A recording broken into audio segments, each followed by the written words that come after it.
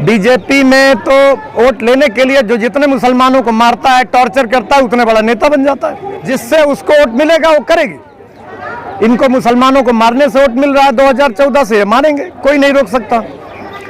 हर बिरादरी में जब तक हर बिरादरी की भागीदारी सरकार में नहीं होगी, वो कोई भी सरकार है वो तानाशाही करेगी। 40% के आसपास पुलिस विभाग में कम्युनलिज्म है, आर्मी में कम्युनलिज्म है, कहां से दूर करेंगे? हिंदू राष्ट्र का मसला नहीं है, मनुवादी व्यवस्था लागू करने का मसला है। जिसके खिलाफ बोलने से कल आपको जेल भेज दिया जाए, कल आपका इनकाउंटर फर्जी करवा दिया जाए, आपकी प्रॉपर्टी जब्त कर ली जाए, आपका मकान तोड़वा दिया जाए। तो आज इस तरह से हम गुलाम हो चुके हैं कि हम चाह के भी कुछ नहीं कर सकते। चाहे किसानों को सड़क पे बैठना पड़े, NRC CA के विरोध में लोगों को सड़क जाम करना पड़े।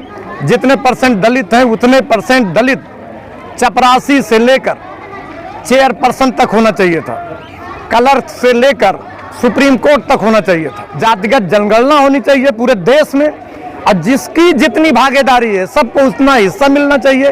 कौन हिंदू चाहता है कि हमें 3000 साल पहले का हिंदू राष्ट्र चाहिए? राम राज था क्या? कभी मुसलमान, कभी इस्लामिक राष्ट्र चाहता नहीं। दुनिया में सबसे पहले डेमोक्रेसी इस्लाम ने दिया, लेकिन बौद्धिज्म को भी तो यहाँ के मनुवाद सिस्टम ने खत्म किया। बौद्धिज्म को भी कहाँ चलने दिया? हम लोग थोड़ा बाद में ले लेंगे। अब मुसलमान होने के बाद हम पैर छू नहीं सकते।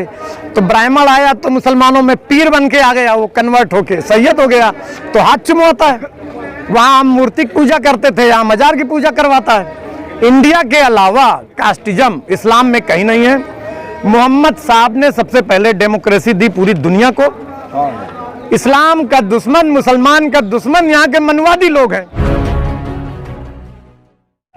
अस्सलाम वालेकुम, नमस्कार सभी भाइयों को, और सबका बहुत बहुत शुक्रिया कि आप लोग इतनी ताकतवर गवर्नमेंट के खिलाफ बोलने के लिए यहाँ खड़े हुए हैं। जिसके खिलाफ बोलने से कल आपको जेल भेज दिया जाए, कल आपका इनकाउंटर फर्जी करवा दिया जाए, आपकी प्रॉपर्टी जब्त कर ली जाए, आपका मकान तोड़वा दिया जाए, तो आप लोग बहुत बधाई के पात्र हैं कि आप लोगों ने इतनी हिम्मत की है गवर्नमेंट के खिलाफ बोलने के लिए। और सबसे बड़ी चीज़ है कि 1947 में देश आज़ाद हुआ, लेकिन हम पूरी तरह आज़ाद नहीं हुए। कहीं ना कहीं हम सिस्टम के गुलाम होते गए। अब आज इस तरह से हम गुलाम हो चुके हैं कि हम चाह के भी कुछ नहीं कर सकते।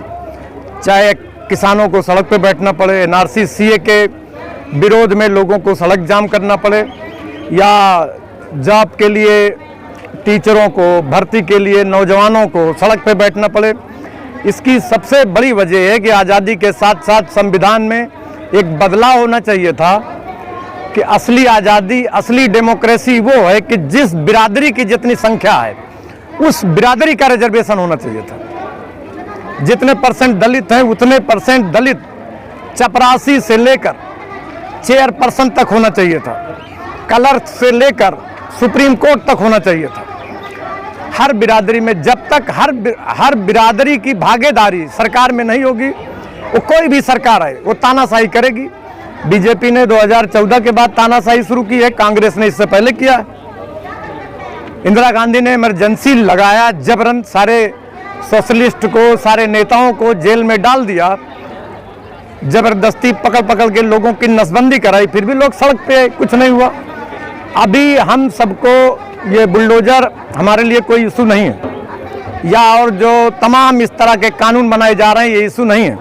हमारा जो इशू है कि हमें इस सरकार में जितनी बिरादरियां हैं उन सबकी भागीदार चाहिए। मेडिकल में चाहिए, सिविल सर्विसेज में चाहिए, जुडिशियल में चाहिए, ब्यूरोक्रेसी में चाहिए, तभी आपको न्याय मिलेगा। आज हमारे यहाँ रामनाथ कोविंद जी प्रेसिडेंट हैं। आज वो किसी मंदिर में पूजा नहीं कर सकते। ये कौन सी डेमोक्रेसी की बात कर रहे हैं हम लोग? इक्वलिटी और डेमोक्रेसी उसको कहते हैं जहां हर आदमी का इक्वल राइट हो। तो मेरी सभी से रिक्वेस्ट है कि आप लोग जो मूवमेंट चला रहे हैं, आप ये मूवमेंट चलाइए, मतलब 100% फ्रीडम की मूवमेंट चलाइए। आप हर जगह जितनी भागीदारी हो, जितनी माइनॉरिटीज के लोग हों उनको माइनॉरिटीज का हिस्सा मिले, दलित जितने हैं उनको दलित का हर जगह हिस्सा मिले, OBC जितने हैं उनका OBC का रिजर्वेशन मिले। और बाकी ये 70 साल से चल रहा है। अब हम सब ने कांग्रेस के खिलाफ मूवमेंट चलाया, बीजेपी 2014 से आई है, इसके खिलाफ मूवमेंट चला रहे हैं, और कुछ नहीं होने वाला, कुछ नहीं होगा। जो भी गवर्नमेंट मेजॉरिटी में आएगी वो अपने हिसाब से मैनिपुलेट करेगी, जिससे उसको वोट मिलेगा वो करेगी। इनको मुसलमानों को मारने से वोट मिल रहा है 2014 से, मारेंगे, कोई नहीं रोक सकता।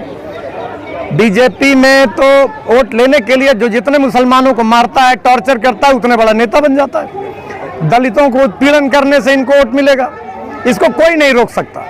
जुडिशियल सिस्टम नहीं रोक सकता, ब्यूरोक्रेट्स नहीं रोक सकते।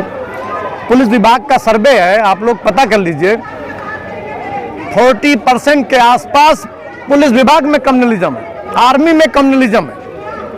कहां से दूर करेंगे?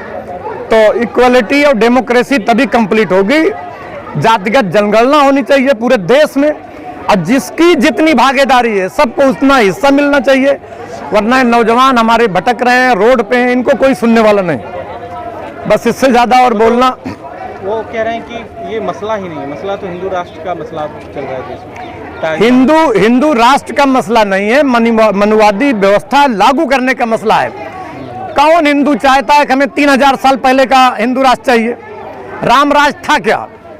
पूरे रामराज में, मैं ऑन रिकॉर्ड बोल रहा हूं, जितना मैंने इतिहास पढ़ा है, सिर्फ एक राजा होता था, एक राज पुजारी होता था, बाकी सब भिखारी होते थे, सब हाथ फैलाए खड़े होते थे। ये रामराज का कॉन्सेप्ट है। यहाँ इतने लोग हैं, कौन रामराज चाहता है? कौन चाहता है? तो फिर मुसलमान भी तो इस्लामिक राष्ट्र चाहते हैं। कभी मुसलमान कभी इस्लामिक राष्ट्र चाहता नहीं। दुनिया में सबसे पहले डेमोक्रेसी इस्लाम ने दिया। अगर आप मुस्लिम इतिहास लोगों ने नहीं पढ़ा होगा, या हम मुस्लिम स्कॉलर हैं, पूरी दुनिया में वर्ल्ड वाइड डेमोक्रेसी सबसे पहले इस्लाम ने दिया। मोहम्मद साहब सबसे पहले खलीफा थे इस्लाम के। हम लोग तो पढ़े हैं सर, प्राचीन गणतंत्र के विश्व सम्राट अशोक के समय वैशाली में मगध राज में तो आ गया था। उस समय तो पैगंबर इस्लाम था भी नहीं, जब बुद्ध में भारत तो डेमोक्रेसी आ गई थी भारत में। लेकिन बौद्धिज्म को भी तो यहाँ के मनुवाद सिस्टम ने खत्म किया, बौद्धिज्म को भी कहाँ चलने दिया। हम लोग थोड़ा बाद में ले लेंगे थोड़ा। आप डेमोक्रेसी की जो आपने कहा कि इस्लाम भी चाहता है मुस्लिम राष्ट्र, ये कतई नहीं है। इस्लाम की जितनी भी होली बुक है, चाहे कुरान शरीफ हो, हदीस हो, कहीं नहीं लिखा कि इस्लाम जो है मुस्लिम राष्ट्र चाहता है। जितनी इक्वलिटी की बात इस्लाम में की गई है, शायद किसी मजहब में की गई हो, दीगर मजहबों के बारे में हमने नहीं पढ़ा। और ये इस्लाम में फिर यहाँ जातियाँ क्यों हैं सर मुसलमानों में? नहीं, इस्लाम मुसलमानों में कोई जातियाँ नहीं। जुलाहा ये अच्छा सुन लीजिए, ये बहुत लोग सवाल करते हैं। सवाल थोड़ा सा हम लोग नहीं, ये बहुत लोग सवाल करते हैं। ये जातियाँ इस्लाम में, मुसलमानों में सिर्फ हिंदुस्तान में है। चूंकि जो दलित से कन्वर्ट होके आया, उसको इन लोगों ने अंसारी रख दिया। जो यादव से कन्वर्ट होके आया, उसको घोसी बना दिया उसके काम के हिसाब से। और जो खटीक से कन्वर्ट होके आया, उसको ये लोगों ने कुरैशी बना दिया। अब हम लोग छत्री से कन्वर्जन किए हैं तो हमें इन्होंने पठान बना दिया, खान बना दिया। ये अच्छा, और सुनिए नई बात, जितने ब्राह्मणों से कन्वर्जन हुए वो सब यहाँ के सैयद बन के बैठ गए, मोहम्मद साहब के घराने के बताने लगे। ब्राह्मण और सैयद दोनों भाई हैं। बिल्कुल सगे मौसेरे भाई हैं। अब वही गंगा जमनी तहजीब के खाओ। अब सुनो, ब्राह्मण जो था वो पैर छुआता था, हमारे पूर्वजों ने उसके पैर छुए हैं। अब मुसलमान होने के बाद हम पैर छू नहीं सकते, तो ब्राह्मण आया तो मुसलमानों में पीर बन के आ गया, वो कन्वर्ट होके सैयद हो गया, तो हाथ चुमवाता है। वहाँ हम मूर्ति की पूजा करते थे, यहाँ मजार की पूजा करवाता है। इंडिया के अलावा कास्टिज्म इस्लाम में कहीं नहीं है। मोहम्मद साहब ने सबसे पहले डेमोक्रेसी दी पूरी दुनिया को। हजरत अली उनके दामाद थे, उसके बाद भी उन्होंने अपने बाद हजरत अली को खलीफा नहीं बनाया, उन्होंने अबू बकर सिद्दीक। मुसलमानों का दुश्मन कौन है सर, हिंदू या एक जाति विशेष के लोग? मुसल तो मैं भी हूँ। ये आप इंडिया, अच्छा आप इंडिया की बात, सपा के भी समर्थक हैं, बसपा के, मैं भारत के संदर्भ में आप भारत के संदर्भ में बात कर रहे हैं। मुसलमानों के दुश्मन न तो ओबीसी है, न एससी है, और जो न सेकुलर हिंदू है, जो सनातनी है, वो भी मुसलमान का दुश्मन नहीं है, न इस्लाम का दुश्मन है। इस्लाम का दुश्मन, मुसलमान का दुश्मन यहाँ के मनवादी लोग हैं। वो कौन जात क्या है उसका? अब मैं जात का, आप जानते हैं, मैं क्यों नाम ले लूं, कौन सा जात है? एससी एसटी ओबीसी माइनॉरिटी या जनरल? नहीं, अब मैं नाम क्यों लूं, मैं क्यों कहूं, आप समझ रहे हैं? आप डर रहे हैं क्या? नहीं, मुझे डरने की क्या जरूरत है, मैं किसी तो आप दुश्मन को आइडेंटिफाई नहीं कर रहे हैं? नहीं, आप भी दिमाग लगाइए, सुनिए।